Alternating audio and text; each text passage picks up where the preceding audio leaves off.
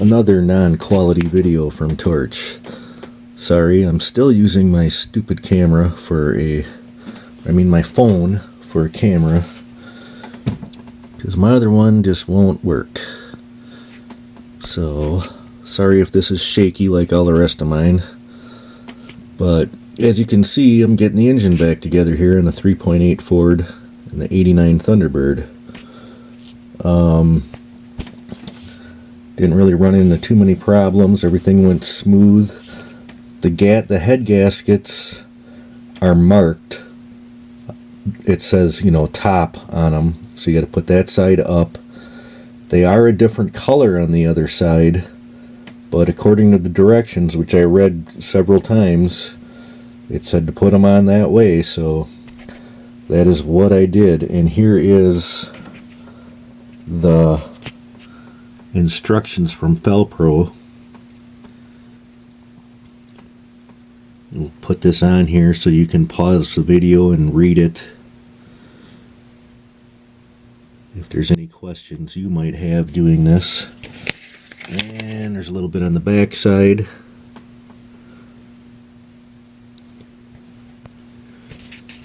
And then I had to go back to my manual for all the torque settings.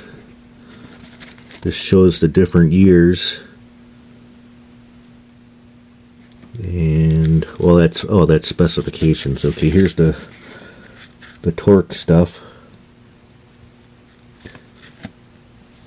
on there. Get around that corner if anybody needs that. Seeing on mine, I got the little number 16 there. I don't know if you can see that. What is getting in the way?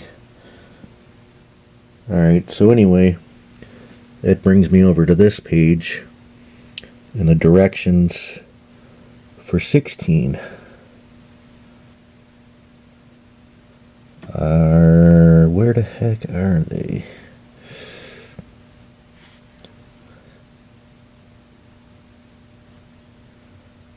Oh, okay. Now this is the goofiest one I've seen for my car.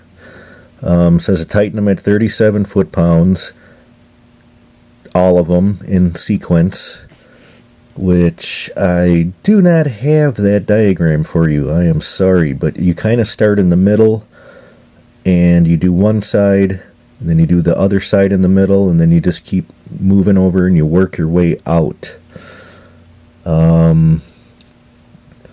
Yeah, that's the best I can tell you. I couldn't find the exact diagram for this car with the 3.8, so I just went off of something else that was as close as I could find, so hopefully that works.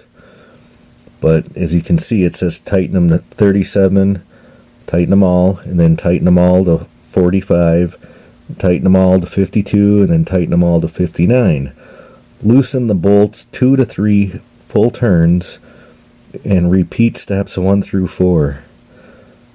I mean, man, talk about a lot of torquing. And I didn't have the best torque wrench for this either, so it was not fun. My torque wrench does not ratchet, so that really sucked. But it was doable. I just had to take my time. But anyway, this is just a picture for you guys of all of this stuff. If anybody wants any of this information, this is right out of my Chilton's manual for the Fords 3.8. If any of you have any questions, you can ask me and I'll try to get back to you as soon as I can with any other torque specs. All of this stuff, which I didn't do because I was only doing the top end. And that's about it for that. One thing I really want to stress too, though, is I put the intake manifold on first before I put the rocker arms and the push rods in. Do not do it that way. Put your push rods in and put your rocker arms on first. I had a heck of a time judging whether or not they were sitting in there correctly. So that consumed a lot of time, and I could have saved myself that if I just would have put those on before the manifold, and I could have seen what I was doing. So, but anyway, I rotated the engine over by hand and everything feels fine, so I sure hope I got those all in there right. They should be. And the torque on those I could not find in the manual, so I just did them down to like 20. I think I got them like 18, maybe. Just kind of, I don't know, that's kind of what felt good.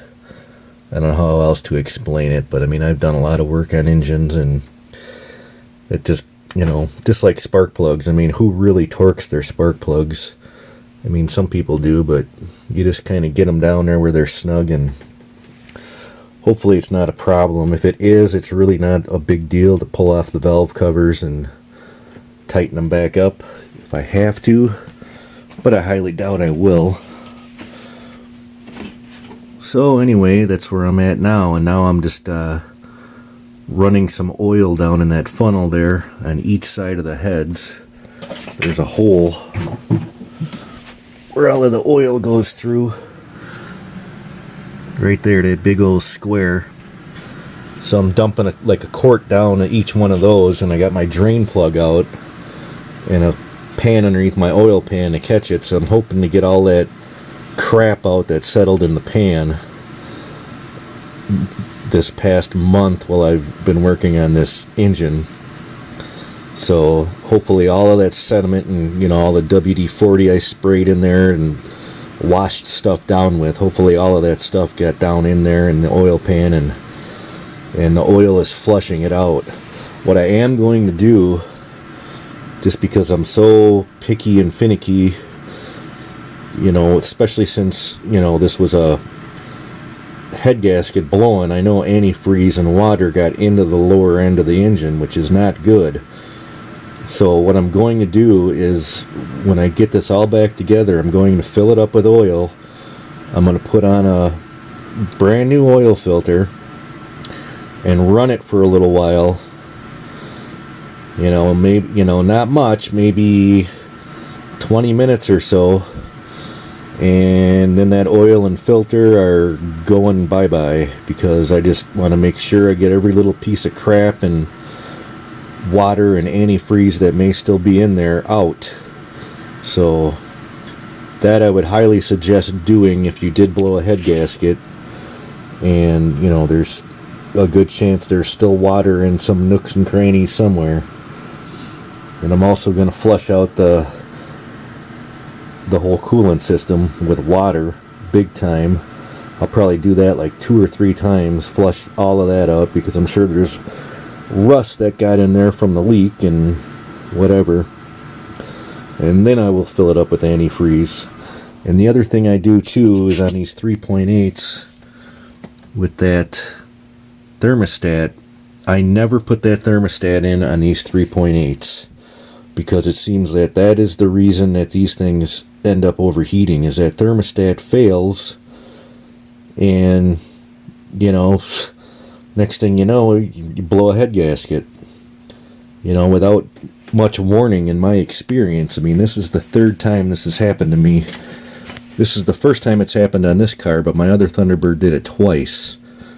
And the first time I had to replace the engine because I was in the middle of nowhere, and I had to kind of nurse it home, and by the time I got home it was going about 2 miles an hour, so I pretty much toasted everything and had to replace the whole engine.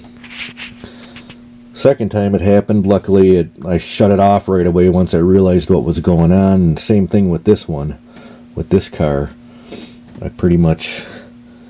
I was maybe 5 minutes away from home, and I let her cool down and started it up and got it home real quick and started taking her apart. So anyway, this is where I'm at now. More video to come soon. Hopefully this helps somebody out.